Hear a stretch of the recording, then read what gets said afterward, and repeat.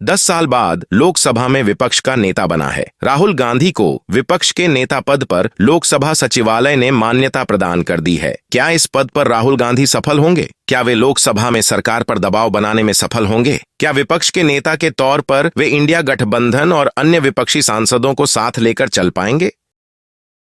नेता विपक्ष संवैधानिक पद है और लोकसभा में नेता सदन यानी प्रधानमंत्री के बाद नेता विपक्ष होता है।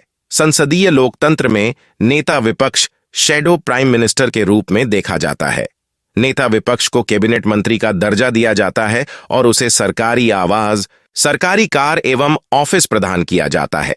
नेता विपक्ष की अनेक शक्तियां और अधिकार होते हैं। यह एक जिम्मेदारी का पद है। हालांकि इसे कैबिनेट मंत्री के समकक्ष माना गया है, परंतु उसके कार्यों के विस्तार, अधिकारों और शक्तियों को देखें तो यह बड़ी ही जिम्मेदारी का पद है। सोशल मीडिया में राहुल गांधी की जो छवि विगत कुछ वर्षों से घड़ी गई थी, उसके चलते यह आशंका व्यक्त की जा रही है कि क्या इस पद पर राहुल गांधी सफल होंगे?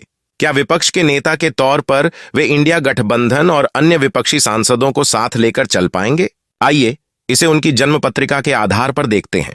सबसे पहले राहुल की जन्म पत्रिका में उनके नेतृत्व के गुणों और प्रशासनिक क्षमता को देखते हैं। जन्म पत्रिका में लग्न में पराक्रमेश गुरु स्थित है और लग्न एवं गुरु पर शनि एवं राहु का दृष्टि प्रभाव है। यह योग उनमें नेतृत्व के पर्याप्त गुण दे रहा है। उनकी नेतृत्व शैली प्रजातांत्रिक है, जिसमें नेता विशेषज्ञों एवं परामर्शकों से सलाह लेकर कार्य करता है तथा अधीनस्थों की सुनता है। लग्नस्थ गुरु लग्नेश शुक्र कर्म भाव में स्थित है और कर्मेश चंद्रमा पराक्रम भाव में है। यह योग उन्हें पर्याप्त प्रशासनिक क्षमता दे रहा है। जहां तक सदन में सरकार पर दबाव डालने का प्रश्न है, तो उनकी जन्म पत्रिका में अपनी बात को तार्किक ढंग से रखने की क्षमता दिखाई देती है। दशाएं भी इस क्षमता को प्रभावित करती हैं।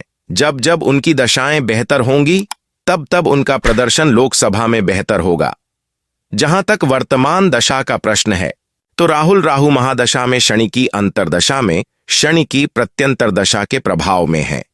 शनि जन्म पत्रिका में योग कारक होकर सप्तम भाव में अपनी नीच राशि में है और गुरु के दृष्टि प्रभाव में है। शनि नीच भंग राजयोग का भी निर्माण कर रहा है, जिसके चलते राहुल का लोकसभा के इस सत्र में प्रदर्शन आक्रामक रहना चाहिए तथा वह जनता की समस्याओं को उठाने का प्रयास करेंगे, परंतु सरकार पर बहुत अधिक दबाव बनाने में सफल नहीं हो पाएंगे। जहां तक इंडिया गठबंधन के घटक दलों एवं अन्य विपक्षी सांसदों को एकजुट रखने और विपक्ष की आवाज बनने का प्रश्न है, तो इसमें राहुल सफल होते दिखाई देंगे। जन्म पत्रिका में लग्न में गुरु की उपस्थिति तथा लग्नेश शुक्र की दशम भावस्थ स्थिति के चलते उनके व्यवहार में लोचशीलता एवं सामंजस्य की क्षमता पर्याप्त है, जो कि गठबंधन की राजनीति में आवश्यक मानी जाती है।